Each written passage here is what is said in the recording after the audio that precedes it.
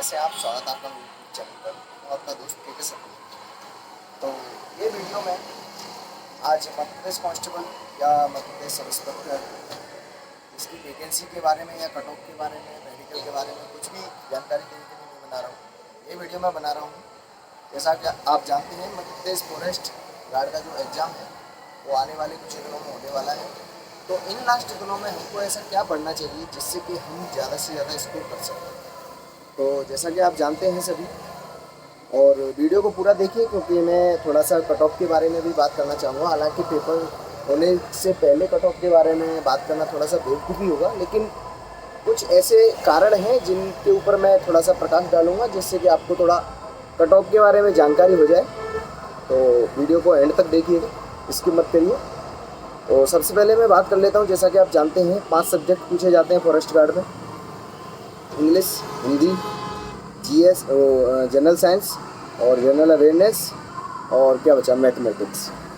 तो सबके 20-20 क्वेश्चन हैं।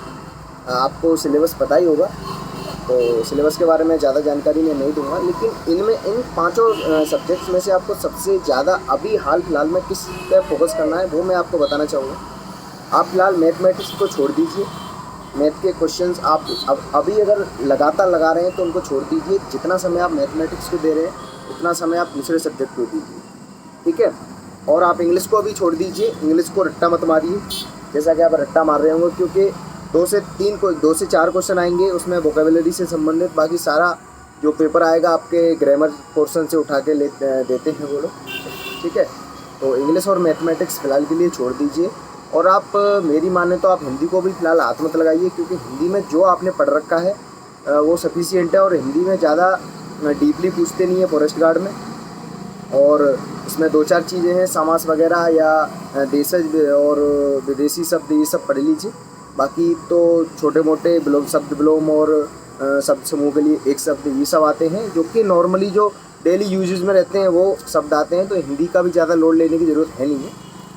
और बात आती है कि अब हमें क्या पढ़ना चाहिए लास्ट के समय पे। तो लास्ट में आपको पढ़ने के लिए अगर कुछ है तो वो जनरल साइंस है और एमपीजी के है, और तुम्हारा जनरल अवेयरनेस में जो स्टैटिक क्वेश्चंस रहते हैं, जैसे कि राजधानियाँ हुई और देश की मुद्राएं हुई और अपने स्टेट के गवर्नर, सारे जितने भी स्टेट्स हैं इनके गवर्नर और इनके जो हमारे केंद्रीय मंत्रिमंडल है वो सब पढ़ लीजिए।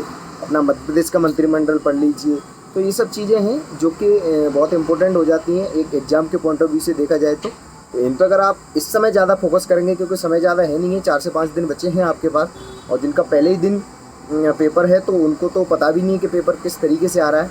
और हाँ, पेपर का लेवल मैं आपको बता देता हूँ। जैसा कि हमने पेपर का भी पटवारी का देखा तो लेवल उस हिसाब से आ सकता है टफ पेपर। पिछले 2017 के हिसाब से अगर देखा जाए तो हो सकता है इस बार थोड़ा सा टफ आए। तो उस हिसाब से आप अपने आप को मेंटली प्रिपेयर करना। और पिछली बार जैसा कि आपने देखा था 5-7 क्वेश्चन आते थे एमपीजी की, जो हो सकता है इस बार ज़्यादा आए, 10 क्वेश्चन भी आ सकते हैं मध्य प्रदेश से। तो आप उसके लिए तैयार रहिए। और मध्य प्रदेश जीके में आपको जो पढ़ना है वो क्या क्या इम्पोर्टेंट है वो मैं आपको बता देता हूँ। मध्य प्रदेश से संबंधित जो भी राष्ट्रीय पशु पक्षी, फ्लावर, और मध्य प्रदेश की नदियों के बारे में और वन अभ्यारण्य के बारे में, और जो भी मध्य प्रदेश के जो सोर्सेस हैं, नेचुरल रिसोर्सेस हैं, वो सब पढ़ लीजिए। तो यही सब इम्पोर्टेंट है। बाकी मध्य प्रदेश में राष्ट्रीय राजमार्ग कितने हैं और कुछ प्रमुख हैं तो उनकी लंबाइयाँ भी पूछ सकते हैं। तो ये सब चीज़ें हैं जो कि इम्पोर्टेंट हो जाती हैं एग्ज़ाम के पॉइंट ऑफ व्यू से। तो ये सब आप पढ़ लीजिए जिससे कि आपका स्कोर बूस्ट हो सके, ठीक है। और लास्ट टाइम पे क्या रहता है कि लोग रिवीजन में समय को निकाल देते हैं। तो रिवीजन भी करते रहिए और उसके साथ ही आप प्रैक्टिस सेट भी लगाते रहिए। अगर आपको नहीं पता है प्रैक्टिस सेट कहाँ से लगाने हैं तो मैं आपको एक ऐप बताता हूँ। टेक्स्ट बुक नाम से एक ऐप आता है, मैं को इसको प्रमोट नहीं कर रहा हूँ, लेकिन वो अच्छा ऐप है इसलिए मैं आपको बता रहा हूँ।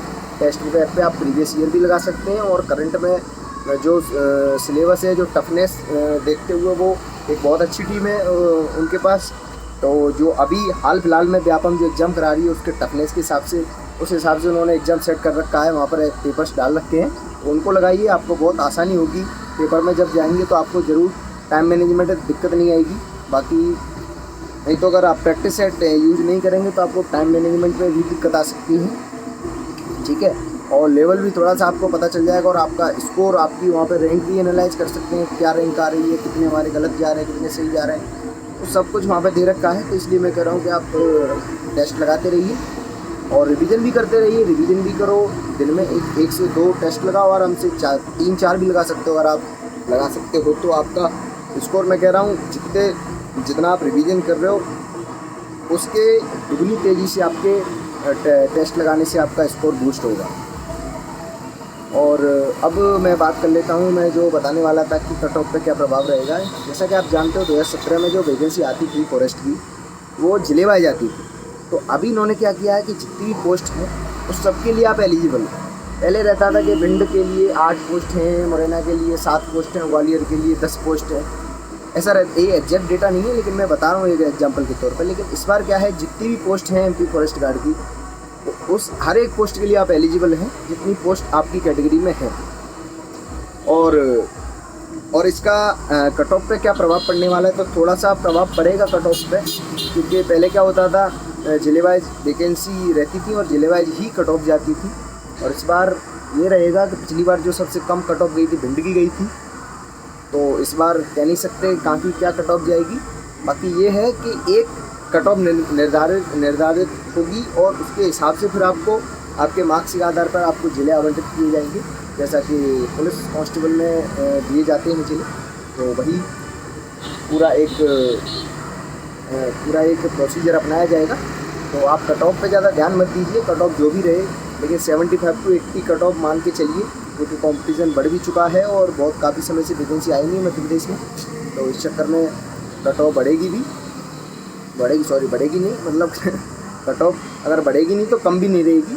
बाकी ये है कि ज़्यादा प्रभाव पड़ने वाला नहीं है इस बार के 5-10 नंबर बढ़ जाए, नहीं बढ़ेगी। मेरे हिसाब से कम रह सकती कट ऑफ, लेकिन बढ़ेगी नहीं, क्योंकि इस बार जिले वाइज नहीं है, पूरे मध्य प्रदेश में ओपन मान लीजिए इसको कि पूरे किसी भी ज़िले से अपन अप्लाई कर सकते हैं। अप्लाई तो आपने पूरे मध्य प्रदेश के लिए किया है। बाकी ये है कि कोई भी ज़िला आपको मिल सकता है। ये है सिर्फ एक ही, जैसे अनरिजर्व की एक कट ऑफ निर्धारित है तो वो एक ही कट ऑफ रहेगी। वो आपके मार्क्स के आधार पर आपको कौन सा जिला आवंटित किया जाता है वो बाद की प्रक्रिया रहेगी। ठीक है, तो बस यही बातें थी जो मुझे बतानी थी। और एग्ज़ाम के लिए आपको बेस्ट ऑफ लक। मैं आशा करता हूँ आप सबका सिलेक्शन हो जाए। सबका तो नहीं हो पाएगा, जितनी वैकेंसी उतनी फिल हो पाएंगी। बाकी मैं सभी को मेरी तरफ से गुड लक कहता हूँ। आप बहुत अच्छा प्रदर्शन करें एग्ज़ाम में और टेस्ट लगाते रहिए। टेस्ट लगाने से आपका स्कोर ज़्यादा नहीं 2-4 मार्क्स तो 100% बढ़ जाएंगे, मैं आपको ये गारंटी दे रहा हूँ। ठीक है, और भी कोई दिक्कत हो आप कमेंट सेक्शन में हमें पूछ सकते हैं, हम आपका जवाब अवश्य देंगे। ठीक है।